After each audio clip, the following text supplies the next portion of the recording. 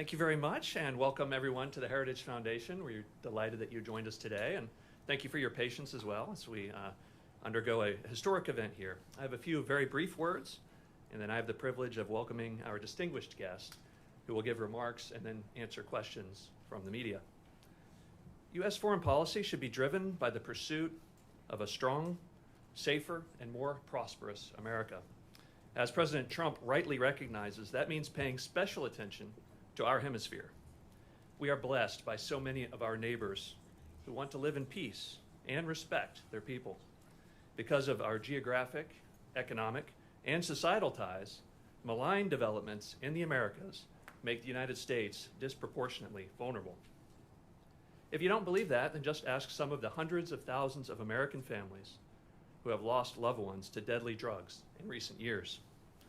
Or notice how China, Russia, and Iran have all invested heavily in establishing a strategic foothold in our hemisphere. Nicolas Maduro led an anti-American socialist regime that weaponized deadly drugs, mass migration, and tren de agua against our towns and our cities. Meanwhile, he offered American adversaries an operating base. The American people, the Venezuelan people, and our entire hemisphere are far safer today because President Trump boldly sent U.S. Special Forces and the Department of Justice to capture Maduro and to bring him to justice. Securing our hemisphere also means working with our friends, our partners, and our allies. And the United States has many. We are honored to have one of those friends with us here today. María Corina Machado has been a brave fighter against Nicolas Maduro and the regime since it began to take form. Unlike many others in Venezuela and Washington, she recognized the danger from the very beginning. The Venezuelan people rewarded her principled opposition by casting their ballots amidst harsh repression from the regime. Her efforts, along with those of President Trump, have brought Venezuela closer to the restoration of freedom, stability, and security. And we all hope to see the return of legitimate elections in Venezuela in the near future. We are honored to host history here at the Heritage Foundation and important conversations like the one you are going to participate in today. Here, we work to build an America where freedom, opportunity, prosperity, and civil society flourish. I'm delighted to welcome to the stage María Corina Machado.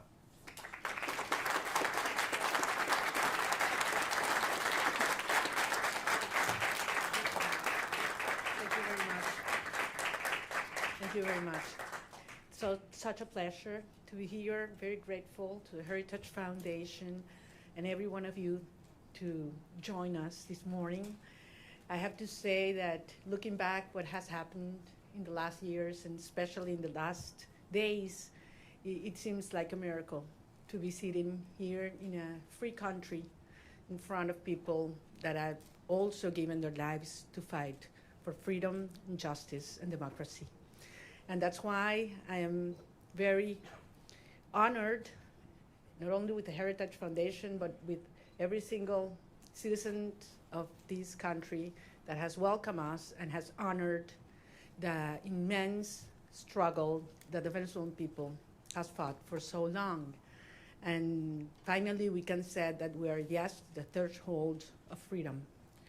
On January 3rd, 2026, a new milestone was achieved, and we are definitely now into the first steps of a true transition to democracy that will have not only immense impact in the lives of all Venezuelans, those who stayed in our country, those who have been forced to flee around the world, but that will have immense impact in the region, in our hemisphere, and I will say even further in the whole world.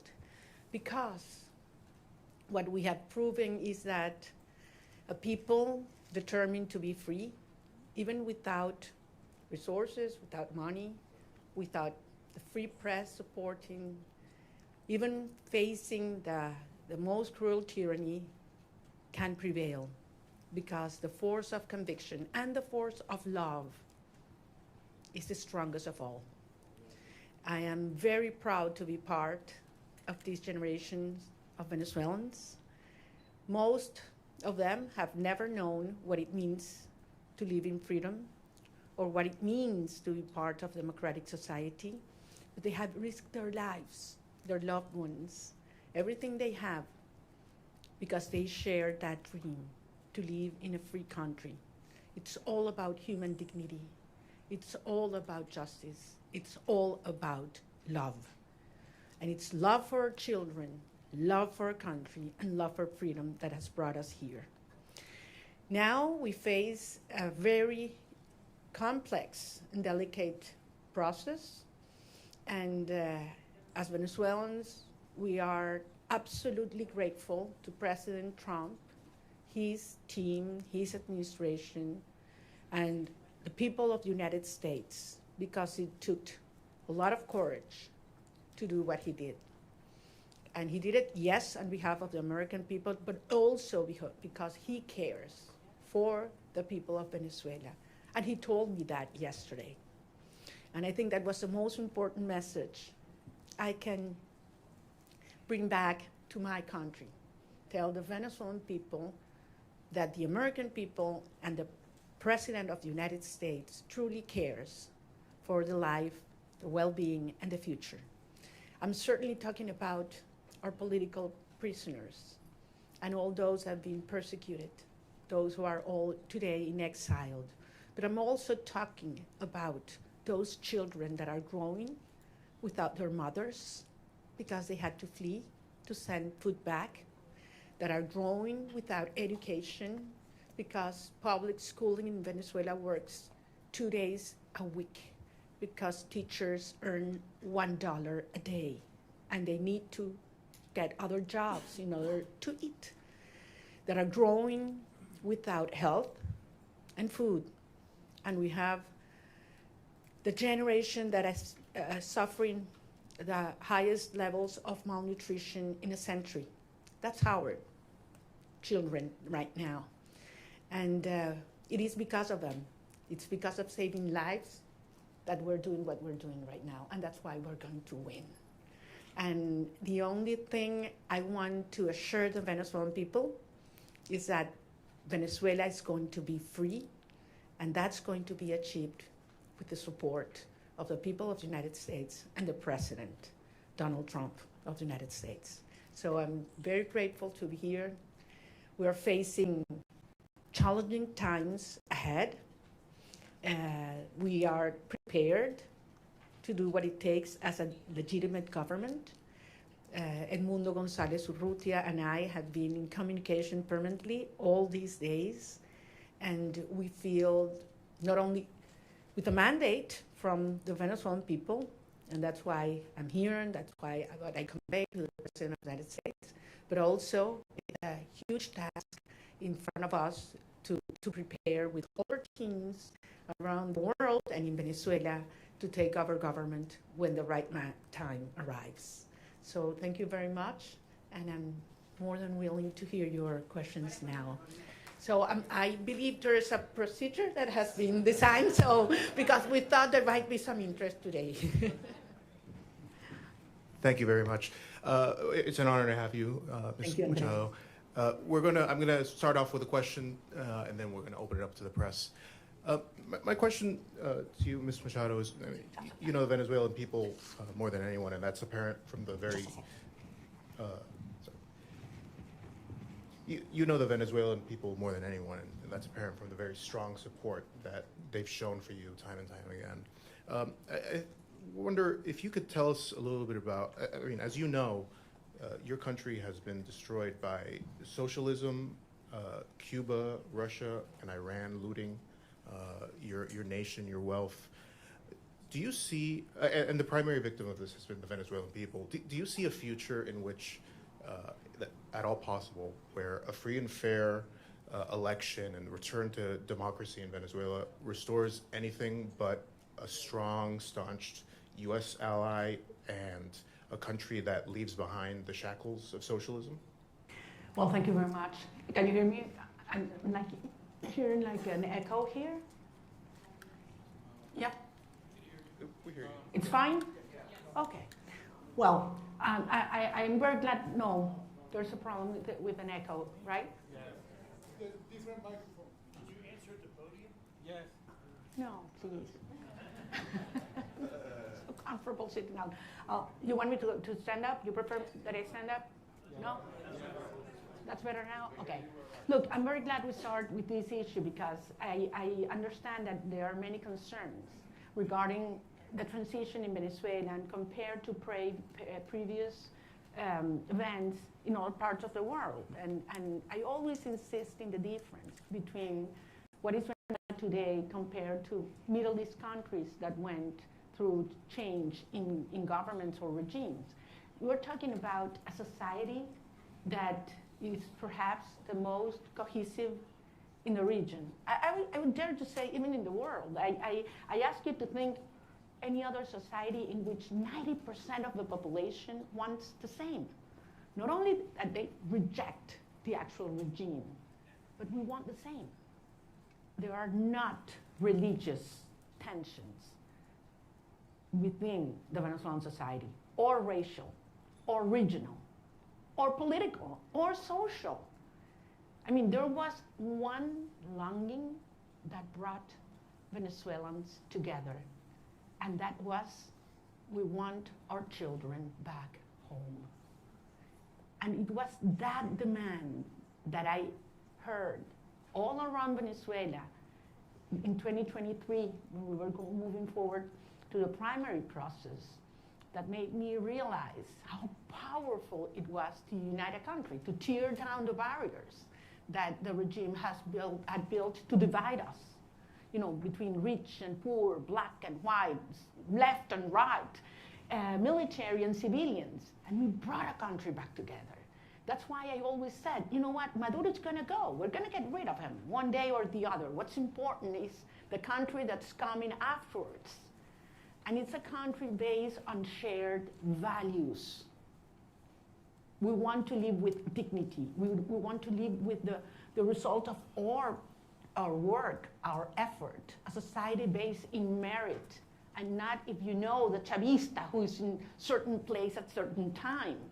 Women do not want handouts.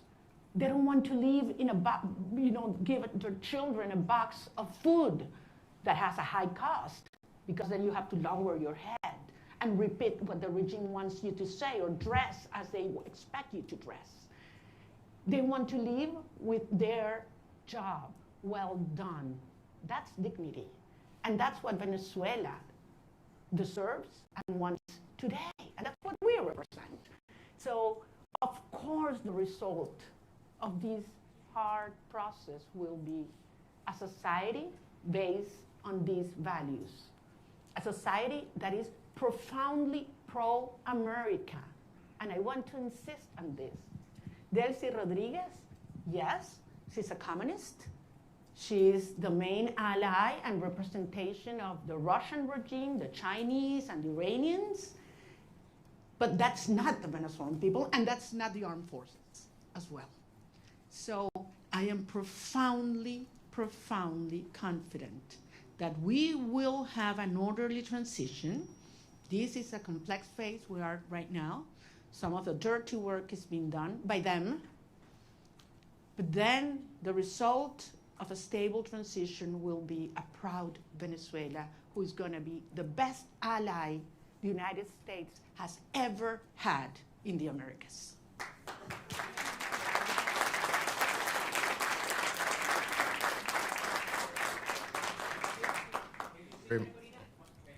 We're going to have a person come up and. Sorry for that. I'm gonna leave. Thank you very much.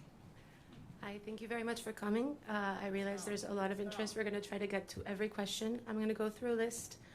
There's outlets that have more than one reporter accredited, so I would like to please ask you to raise your hand so we can get one of our kind staff to bring the microphone to you as I call you out. Julio Vaqueiro from Telemundo, please. Hola, Julio. Hola, María Corina. Qué gusto verte aquí en Washington, D.C.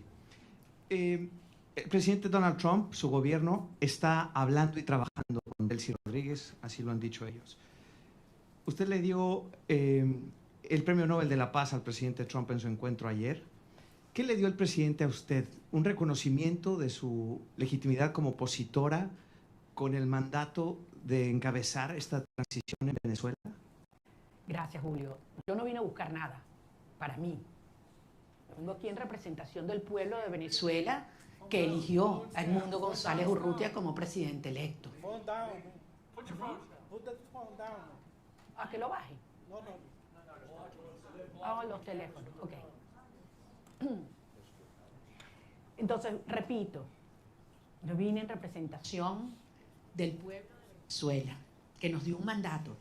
Primero el 22 de octubre del 2023. Ay, no. Ya va, chicos, un minuto. Vamos a ¿se escucha bien o no? Cambiamos una- Ya, vamos a cambiarlo.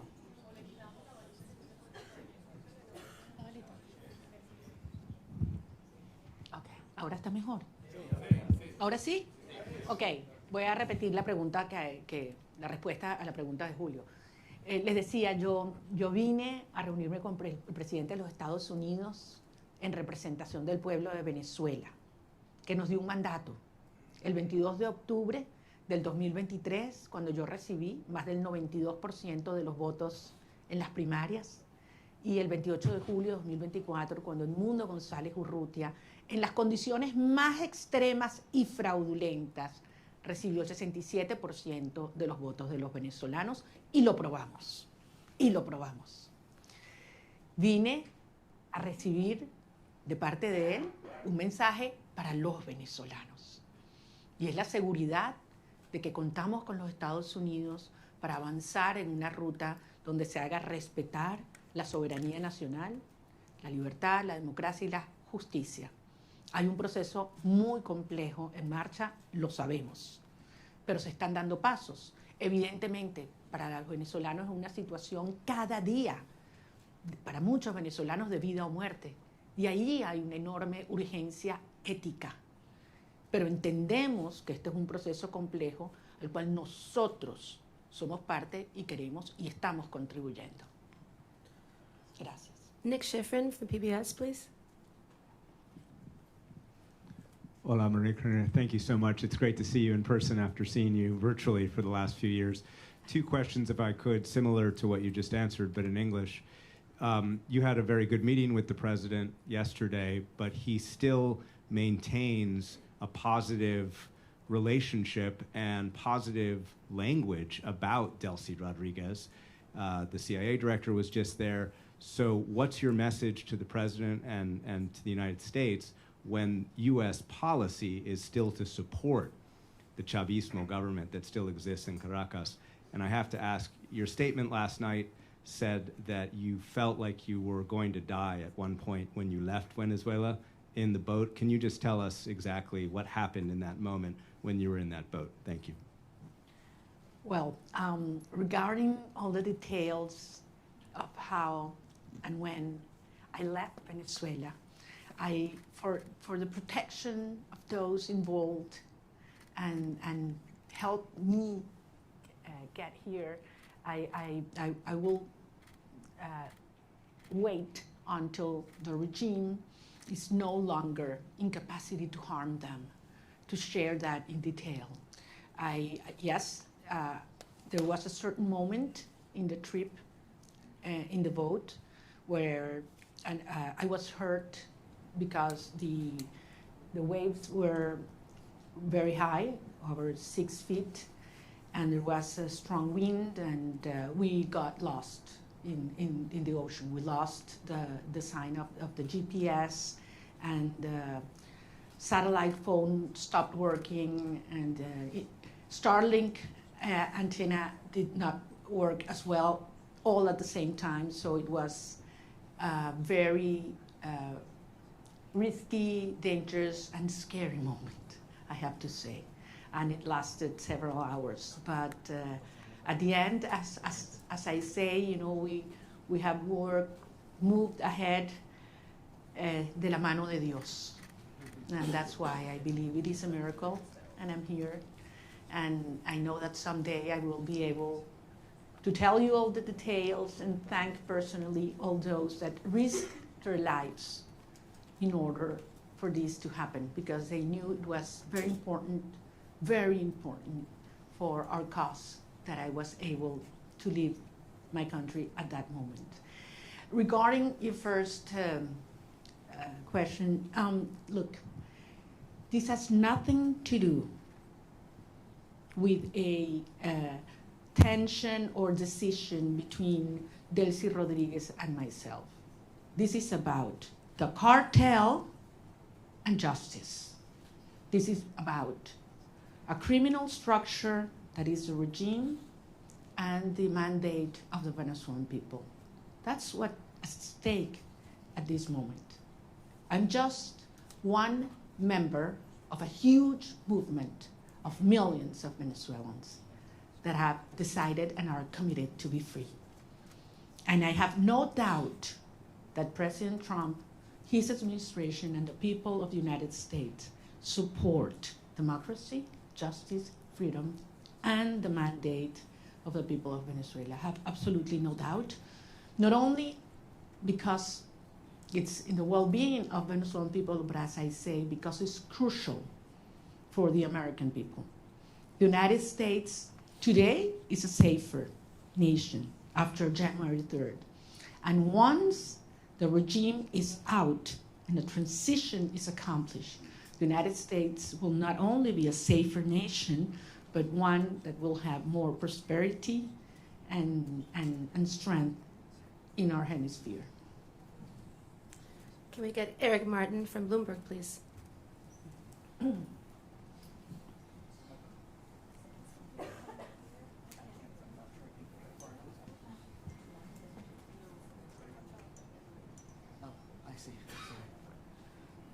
Thank you. Maria Corina, would like to ask you about the timeline for democratic transition within Venezuela, because obviously the Constitution calls for within 30 days a new election. You've already been recognized by a number of countries, including the US in 2024, Edmundo Gonzalez as having won that election, and accusations that the election was stolen by the Maduro regime. As you've mentioned, you overwhelmingly won the primary in 2023. Do you have an expectation, is your expectation that the next step in this process would be a new election in Venezuela? Do you expect that to happen in 2026? Or what does the roadmap look like from getting from today's government by Delcy Rodriguez, the government de facto that is in control, to a democratically elected government? Thank you. Thank you. Thank you, Eric. Well, if the Venezuelan Constitution were respected, we wouldn't have 1,000 political prisoners. We wouldn't have 9 million people, fleeing and living around the country. We wouldn't have our president-elect exiled in Madrid. I mean, he would have taken power on January 9, 2024. So 2025, sorry. So we realize that there's no rule of law in Venezuela. I don't know actually if you're aware, Venezuela is currently in the last place globally in terms of rule of law. Out of 142 countries that have been evaluated by the World Justice Project, Venezuela is in place 142. So much for the Constitution. At the end, it is a matter of strength, and that was what made this process, starting on January 3rd, happen. I mean, that was the main difference. The regime realized that they are facing the strength of the people organized, but mostly, in this last phase, the strength of the democratic allies that are concerned about the structure of the regime, of the criminal regime in Venezuela. So this is a process that has several phases. We are in one that it's complex, as I said, in which the regime is forced to dismantle themselves. Some of the structures that have been maintaining them in power, starting with the repression system. That requires not only that all political prisoners are liberated, but that they are free. The fact that you are not in a prison doesn't mean that you are free. In Venezuela, they have left jails, but they cannot speak to the press. They cannot leave the country, and they are still terrified. All torture centers have to be closed, and certainly there have to be guarantees for journalists to speak out, and those who have left the country to come back and organize and make the will of the people be respected. Eric, believe me, I understand the urgency. I have been speaking with the families, not only of those that have been freed, liberated these last hours, but especially with those that have not, and that they don't know where their loved ones are right now. They have simply disappeared. I'm talking about hundreds of people.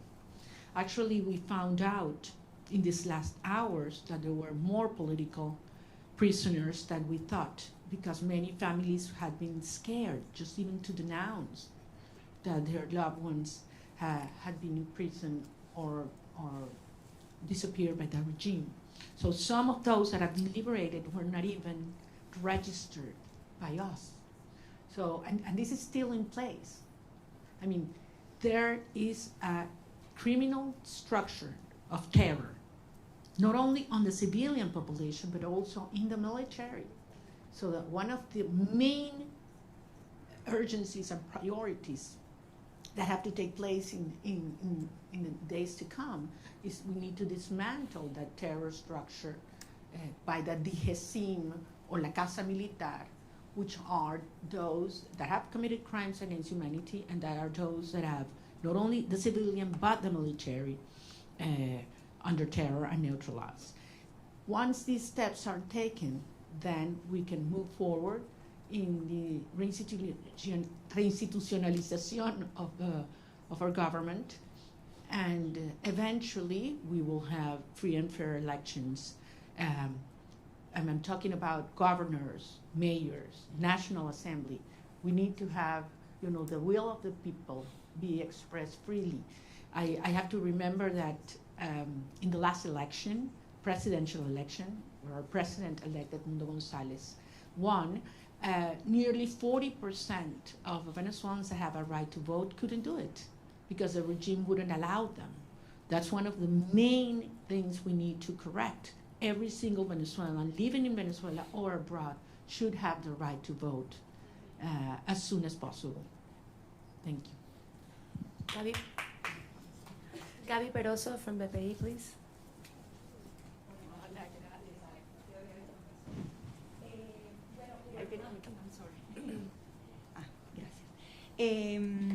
Quería que nos dijeras lo que se pueda revelar de la reunión con el presidente Donald Trump, por ejemplo, la importancia del reconocimiento al presidente electo Edmundo González, un cronograma electoral, eso se habló, hay posibilidades ciertas de esas dos cosas. Y en segundo lugar, una pregunta que se hacen los venezolanos, tu retorno a Venezuela, saliste con condiciones distintas, ahora Estados Unidos también está involucrado en eso. También se habló de eso con el presidente Donald Trump, la conveniencia que vuelvas o no, y para poner lapsos a Carnaval, Semana Santa, ¿cómo lo podemos medir? Porque los venezolanos se lo preguntan. Gracias, Gladys, te entiendo, porque como lo dije antes en inglés, para nosotros es un tema de vida o muerte. Miles de venezolanos cada día que pasa. Es una tortura, es una tragedia, y es un tema de la urgencia ética asociada a poder realmente iniciar un proceso de reconstrucción del país y que regresen los venezolanos que se han ido. Como ustedes comprenderán, los detalles de la conversación con el presidente no lo voy a hacer público, es parte, por eso fue una conversación privada, y yo soy rigurosamente respetuosa de los términos de cada conversación. Sí, porque esto depende de lo que yo dije y que además lo he dicho públicamente, voy a decirles que por supuesto que insistí en mi deseo de regresar a Venezuela lo antes posible, y lo voy a hacer. Voy a regresar a Venezuela lo antes posible. Y evidentemente fue un tema que discutimos y todo lo que ello implica, pero no soy solo yo. son millones de venezolanos, otros compañeros, líderes políticos de otros partidos que también quieren hacerlo. Incluso ayer algunos senadores hablaban de ir a Venezuela, lo dijeron públicamente, lo declararon, y bueno, quizás hasta podemos ir juntos. Es decir, yo creo que hay mucha gente en el mundo preparándose para ir a Venezuela, porque sabemos que este es un proceso irreversible.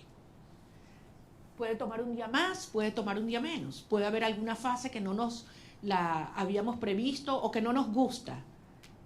Eso es verdad, es un proceso tremendamente complejo, desmontando una estructura que tiene 27 años en el poder, destruyendo todo, aliados con los rusos, con el régimen iraní, entregando nuestras riquezas a China, ofreciendo el territorio venezolano para que opere Hezbollah, Hamas, los carteles de la droga, la guerrilla colombiana. Todo ha entrado, persiguiendo a la sociedad, acabando con nuestras instituciones. Y no pudieron. Tenido toda la plata del mundo. Por aquí tenía yo la cifra de lo que fue, lo que le ha entregado el régimen chavista desde el 99 hasta este año en petróleo venezolano regalado a Cuba. Estamos hablando cerca de 5 billones de barriles de petróleo. Es una cifra monumental, regalada. Entonces a mí no me vengan a decir que quién se está agarrando el petróleo en Venezuela en este momento.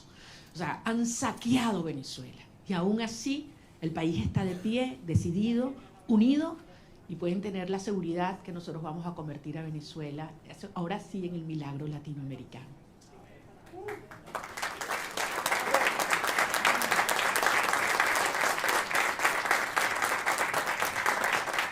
So this was stated until, this was supposed to last until noon. It is now noon, but if everyone's game to stay, we stay.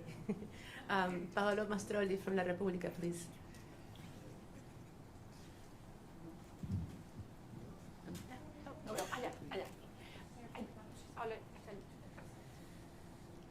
Thank you very much for doing this. You met in Rome with Pope Leo. Can you talk about what you discussed with him, if the Holy See is willing and able to help you in this transition? Thank you very much. That was a very important meeting. I'm a Catholic, as you know, and believe me, during my trip, I prayed a lot. So I was able not only to talk to him, but to present to him some of the rosaries that I had brought with me during the trip. And it was a day that marked my life in a personal dimension, but also I had a reassurance of the Holy Father that he knows very well what's going on in Venezuela. He knows what the Catholic Church is going through because of the persecution and pressure on our bishops and priests and nuns. And I believe that he's not only concerned, but actively helping and supporting a peaceful transitional process to take place. I think it was a very important and timely message to Venezuelan society, which is mostly, as you know, Christian. So I think it couldn't have been in a better moment, and it brought a lot of hope and reassurance to our people. Thank you. David Alandete from Diario ABC, please. Aquí está David.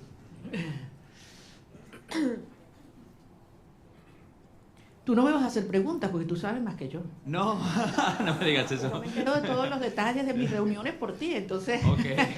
Sorry about that. No, te pregunto en español. Dale, David. Okay. Muchas gracias. Quería hacerte dos preguntas y muchísimas gracias por hacer esto. Es genial poder vernos, que no sea virtualmente.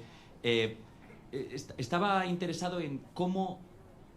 Se ha escrito mucho, se ha dicho mucho sobre cómo fue la visita, los términos, sin revelar nada interno. ¿Cómo te sentiste tratada y recibida? Porque creo que ese ha sido un punto muy importante en la cobertura de la visita. Y el segundo, ¿qué le dirías a la comunidad internacional después de haber sido recibida en la Casa Blanca? Me refiero a la Unión Europea, a otros países que han estado antes en mediación, pero no lo están ahora después de la operación del 3 de enero. Gracias. Muchísimas gracias. En primer lugar, nuevamente lo voy a repetir. Yo no estaba allí como un individuo, yo estoy allí en representación del pueblo de Venezuela. Nosotros representamos al pueblo de Venezuela. Ganamos apabullantemente, no una, 2 elecciones. Y el mundo entero lo sabe. Estamos allí en representación de un pueblo que ha dado su vida para vivir en libertad. Y que no vamos a descansar hasta lograrlo. O sea, Venezuela va a ser libre, que nadie lo dude. Y esto va a ocurrir gracias al apoyo que hemos recibido del presidente Donald Trump. Y así lo digo con todas sus letras, y así lo dije ayer en el Senado, en frente de senadores de ambos partidos a quienes les agradezco profundamente su presencia, porque si hay algo que ha unido al pueblo de los Estados Unidos es la causa por la libertad de Venezuela. Y así queremos que siga siendo, porque el pueblo de Estados Unidos entiende cómo la libertad de Venezuela afecta a todo el hemisferio. Indiscutiblemente para los venezolanos es un tema existencial, pero es un tema prioritario. Yo sentí un enorme respeto hacia el pueblo de Venezuela ayer, cuando entramos a la oficina oval.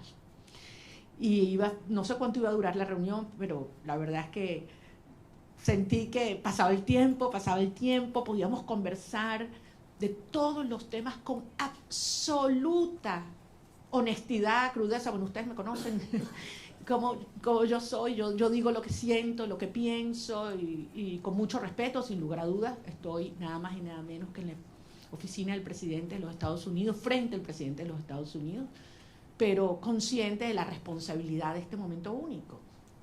Y salí de allí, y se lo decía anoche en una entrevista que grabé con Rachel Campos, le decía, me impactó la preocupación que él me transmitía sobre la situación de los venezolanos hoy. Cómo están los niños, cómo están los jóvenes, cómo están los ancianos, cómo está el sistema de salud, cómo está el sistema de educación, cómo están las familias, qué planes tenemos. O sea, yo creo que quizás públicamente se da a conocer más las preocupaciones por temas económicos, energéticos, etc. Pero yo ahí pude tener una conversación con un ser humano que le duele lo que están viviendo los venezolanos, que le preocupa y que está genuinamente comprometido con su bienestar. Por eso yo salí realmente convencida de que lo que necesitamos para sumar a toda la fuerza y la organización adentro en un genuino liderazgo global está en la Casa Blanca, y creo que servirá de ejemplo para aquellos líderes globales o mundiales que no han tenido la determinación de llamar las cosas por su nombre, porque todos lo saben. A estas alturas no hay excusas. Están los informes de Naciones Unidas y el Fact-Finding Mission, donde se demuestran los crímenes de lesa humanidad que ha cometido Nicolás Maduro, Delcy Rodríguez, Diosdado Cabello, Vladimir Padrino López. Eso está allí, con nombre y apellido, testimonios desgarradores. Entonces no hay excusa para ignorar el terrorismo de Estado, como ha calificado la Comisión Interamericana de Derechos Humanos. Más allá de todos los crímenes de corrupción, narcotráfico, tráfico de seres humanos, de armas, todo lo que sabemos que sigue ocurriendo en Venezuela. Es que yo salí emocionada y con una gran responsabilidad, desde luego, ver los tiempos por venir. Maxine Wallace, Washington Post, please.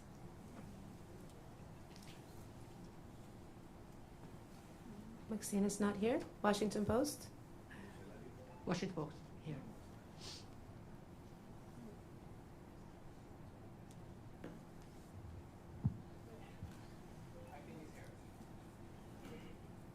The Washington Post, okay. Then let's go with Carla Angola, please. She's right next to you.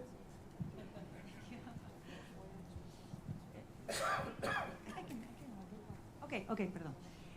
¿Cómo estás, María Corina?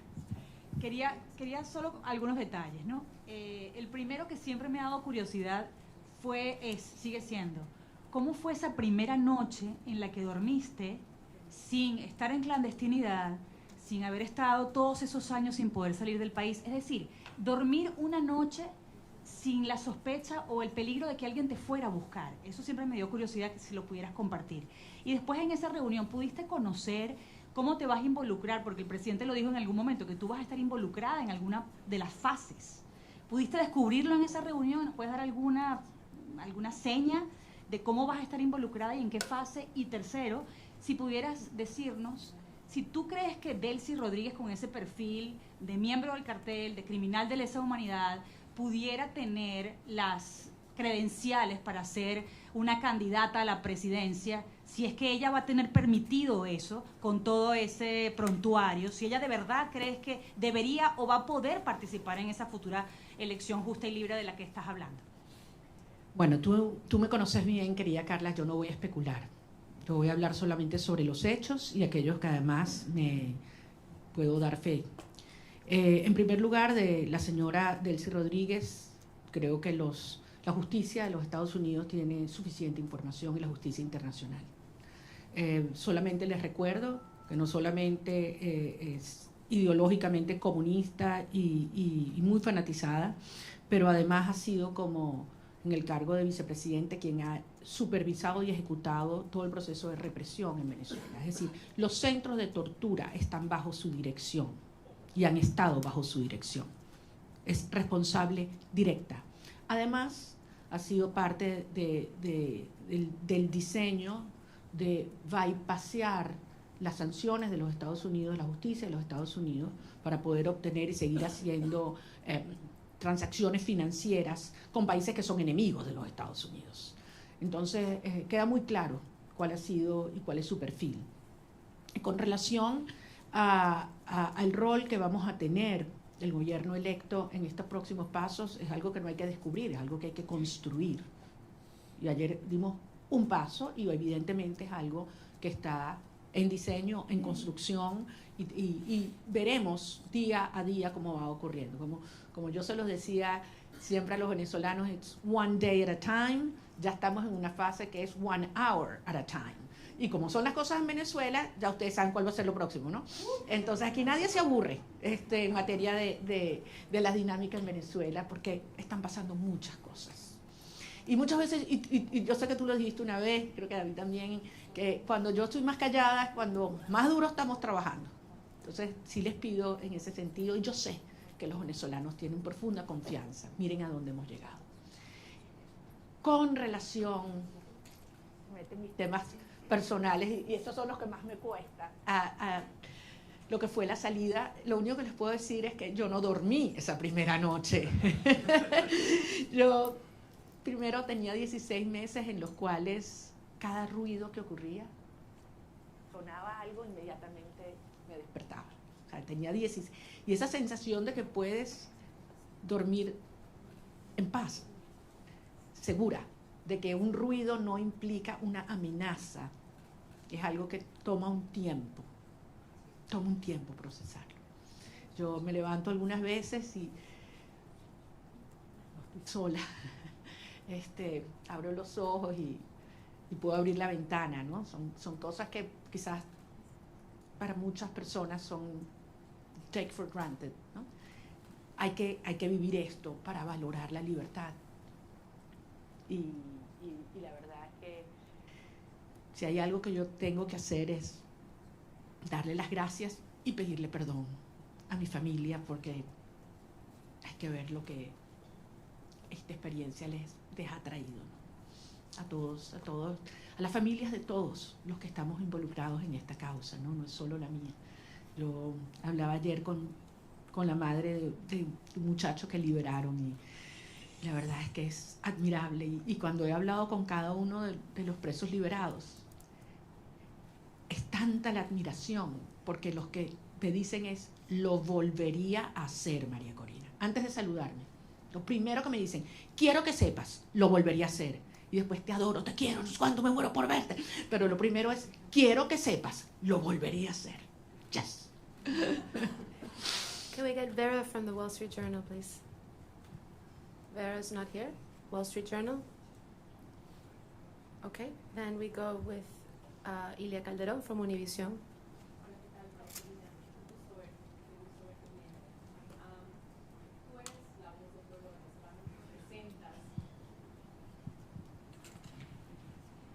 Tú eres la voz del pueblo venezolano y representas al pueblo venezolano. Delcy Rodríguez está en este momento al frente del gobierno de Venezuela. El presidente Trump ha tenido palabras para elogiarla y ha dicho que su gobierno está trabajando muy bien con ella. ¿Qué te garantiza a ti que va a haber una transición? Y si no temes que este hecho de que se lleven bien y de que estén trabajando bien lleve a que se perpetúe el régimen en el poder en detrimento sobre todo de los venezolanos que están en Venezuela. Perfectamente tu preocupación, porque al final eso es lo que yo he hecho. Pero recordemos, son 17 iniciativas de diálogo. Esta no es la primera, de aproximación o negociación, acuerdo. 17. Todas, absolutamente todas, lo que el régimen buscó fue ganar tiempo, legitimidad y plata. Y se salió siempre con la suya. Todo lo que se comprometían a hacer lo violaron siempre. Entonces, es lógico que el pueblo de Venezuela tenga esta preocupación. Pero la señora Delcy Rodríguez en este momento lo que está es cumpliendo órdenes. Ella no está en un acuerdo a motus propio, ni cómoda. Ella está cumpliendo órdenes, porque al final, si algo demostró el 3 de enero, es que tenía que haber una amenaza real, tenía que haber fuerza real. El costo de quedarse en el poder tenía que ser más alto que el costo de la salida para que se diera este cambio de actitud en el régimen. Y los venezolanos hicimos todo lo que nos correspondía en términos de la organización, la movilización, la victoria electoral. Pero hacía falta el respaldo decidido de los Estados Unidos y finalmente llegó de la mano del presidente Trump. Entonces, esto es otra fase. Ahora bien, se tiene hoy un sector que está cumpliendo en el desmantelamiento del otro sector del régimen. Eso existe. Y desde luego se tiene la fuerza real y la amenaza del gobierno de los Estados Unidos. ¿Qué falta aquí? ¿Qué falta aquí en este análisis? La gente, el pueblo de Venezuela. Y eso es lo que nosotros representamos. La legitimidad y la garantía de una transición ordenada que tiene que tener el respaldo del pueblo de Venezuela. Cuando tú tienes un pueblo unido, no hay manera de ignorarlo. Y yo sé que ese no es el objetivo del presidente Trump o del secretario Rubio, todo lo contrario. Es acompañar y apoyar al pueblo de Venezuela en su derecho de ejercer la soberanía popular. Ahora estamos en una fase compleja que aspiramos poder cumplirla de la manera ordenada, controlada y más rápida posible. Yo no voy a adelantarme a poner fechas y a poner calendarios porque sería una irresponsabilidad. El 2 de enero, ¿quién habría pensado que estábamos tan cerca de iniciar esta fase? Y nos dijeron que era imposible, by the way. Nos dijeron que era imposible que ocurriera lo que ocurrió. Y hoy Nicolás Maduro está enfrentando la justicia internacional. Dime tú la magnitud del paso que hemos dado. ¿Estamos listos? Obviamente no. Pero fueron 27 años para montar esta estructura. Y estamos avanzando con pasos muy firmes. Y yo sé que esto se terminará acelerando y canalizando, porque finalmente los vectores están todos alineados. Falta, sí, como decía David, que algunos otros países alrededor del mundo con firmeza y valentía reconozcan que se está haciendo lo correcto y que lo acompañen. Yo creo que en este momento no es posible, porque depende de múltiples variables, pero nuevamente, trabajando duro para garantizar que podamos regresar a Venezuela con Edmundo González Urrutia también. Benjamín Álvarez, de Deutsche Welle. ¿No está Deutsche Welle?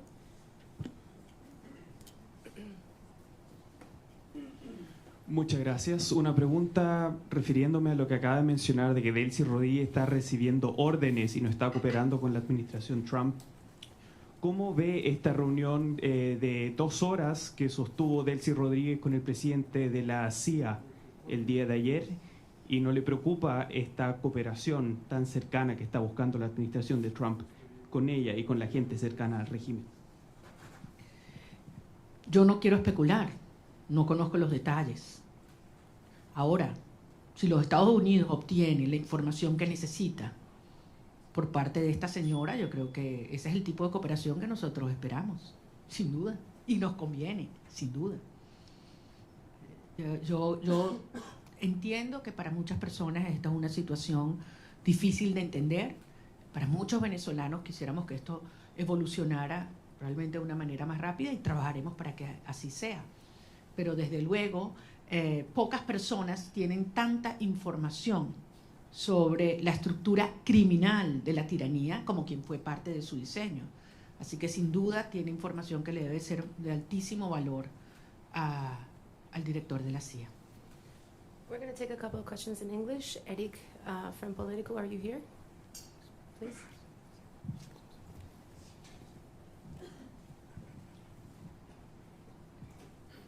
Thank you so much, María Corina. It's good to see you in person, as others have said.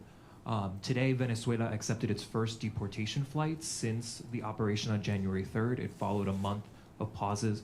There's been some worry that Rodriguez could use migration cooperation with the United States as a way to defray pressure to go towards elections or to dismantle criminal networks in the country. Do you share those concerns that she could use an issue that is very central to this administration's foreign policy? Thank you very much. We all know how this regime weaponized migration against several countries, not only the United States. And migration in Venezuela was designed by the regime. Wasn't, just spontaneously happened. It was designed by them. And certainly they've tried to use our people as a trade bargain, trade to which is very, very painful. But I think everybody knows that the only way that we can have people on their own means, and talking hundreds of thousands coming back, is given the Venezuelan people the hope, the certainty that we will have a democratic future and security in our country. It's not a matter of having all economic problems solved. People are willing to go back to be part of the solution.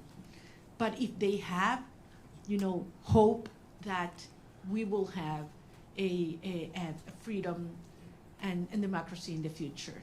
So I think it is clearly in the best interest of the United States and those that are concerned about migration to have a transition take place as soon as possible, because you will see millions coming back home. I have several accredited journalists from the AP. I don't know who wants to take the question. Josh Goodman from Associated Press. Hi, Maria Corina. Thank you. Lots of questions still about the meeting yesterday with President Trump. I just have 3 specific ones. Did you urge him to seek the arrest of Diosdado Cabello? Did you urge him not to meet with Delcy Rodriguez, as he's indicated he would? And did you urge him to not allow Delcy Rodriguez to reopen the Venezuelan embassy in Washington? Those are 3 specifics. Want to know what your position on those are. Thanks. Well, I think I don't need to urge the president of specific things. I think it's very clear what has to be done right now. We exchange views about the implications of several actions. And I just want to tell you that I was very impressed of the degree of information he has, how closely he follows the situation in Venezuela, and how much he's concerned about the well-being of our people. Certainly, we did talk about the political prisoners and their families, and the importance to stop repression at from the root in Venezuela right now, because you cannot talk of a transition, even in its first steps, if there's still repression in our nation. The Daily Signal.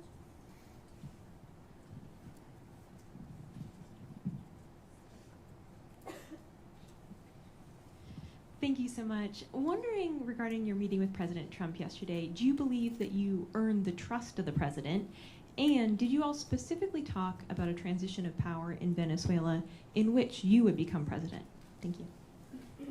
Point again, this is not about me. It is about the will of the people.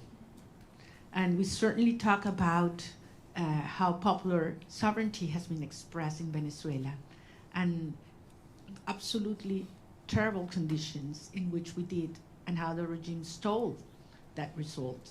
And I think he can certainly relate to that.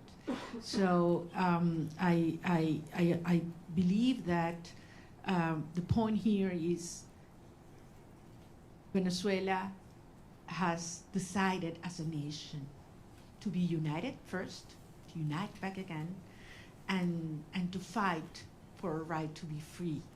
And he understands the moment and the implication for I would say the whole hemisphere. We talked, and I would say this, I know you can imagine that about other countries, and specifically about Cuba and the implications of a transition to democracy in Venezuela, what would mean to Cuba. And I insisted in something I've said many times, that I believe that for the first time in history, we will have the Americas free of communism, dictatorship, and narco-terrorism, for the first time in history. And that's what's already happening. Sometimes you are so immersed in processes that, it's hard to understand the implication.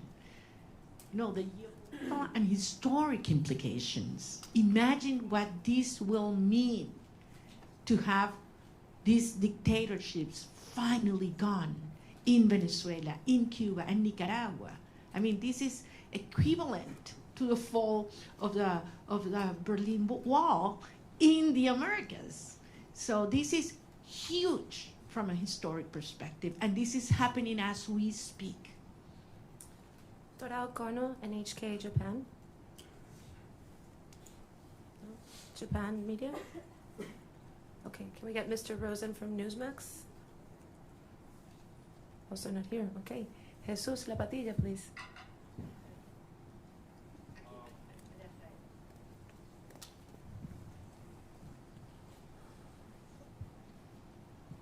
Okay. I was wondering if President Trump he's aware of how many political prisoners have been released so far. I mean, it's less than 10%, and I was wondering if he's aware of that, and if he's told you some strategies that he will do to enforce, to make them release in the next months or weeks or something. Certainly aware. President Trump is certainly aware of what's happening with the political prisoners, how they are not being complying as they were expected, and committed to see that happen. I have no doubt. Well, what specifically he plans to do, we didn't get involved into that, but I trust his word that that's something it will take place. And as you know, Jesus, and we've talked about this is one of certainly my top priorities right now, certainly. We do have another media outlet from Japan. If you're in the room, please raise your hand. No? Okay. AFP, Agence France Presse. Over there.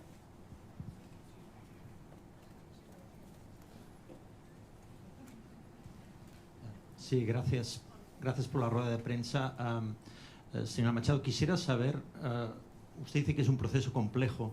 ¿Cuál es la primera prioridad? Ahora que salga de Washington, ¿qué es lo primero que quiere negociar o ver de parte del gobierno de Estados Unidos?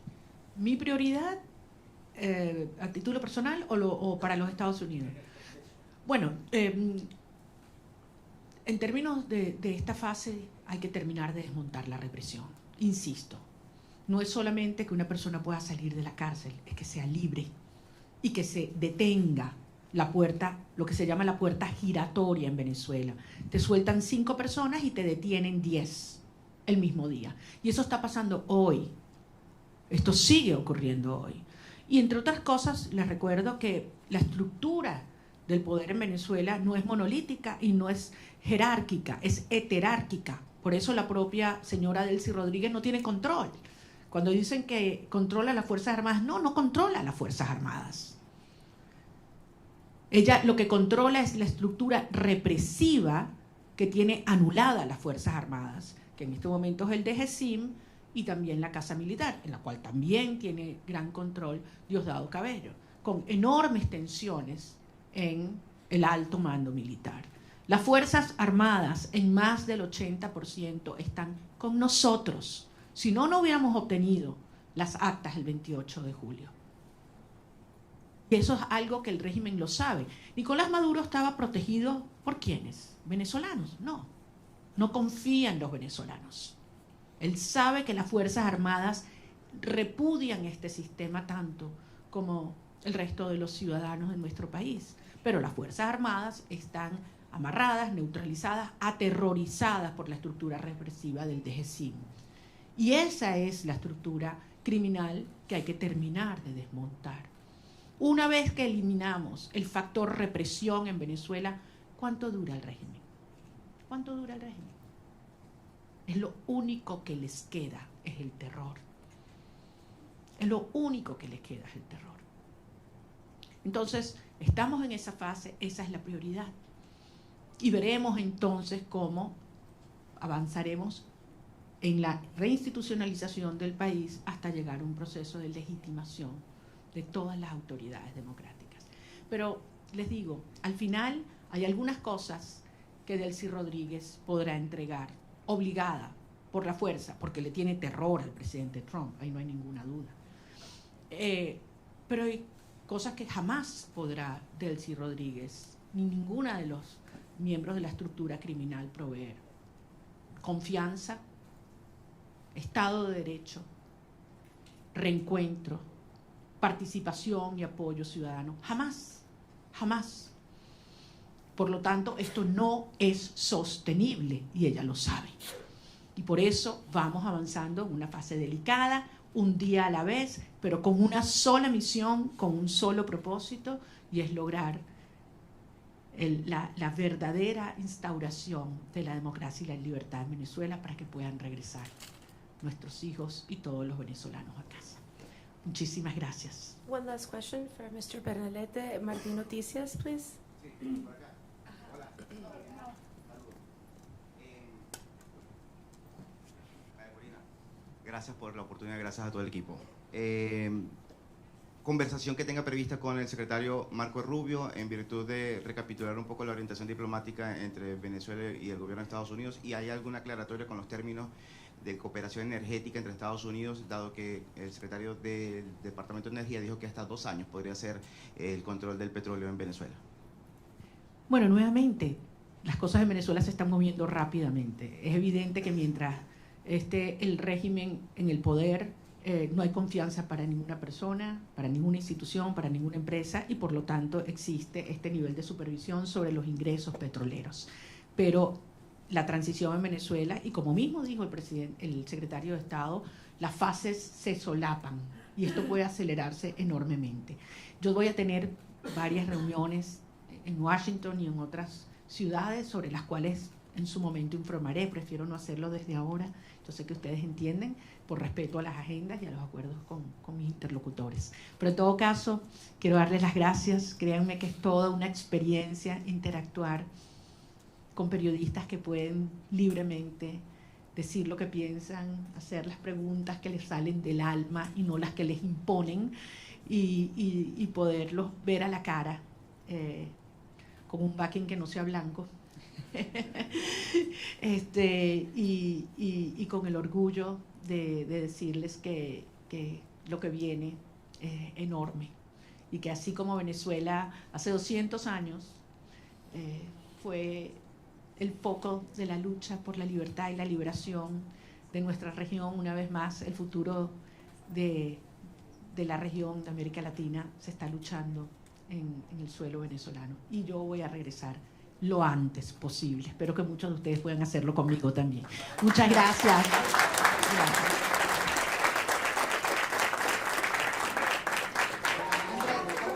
Thank you very much.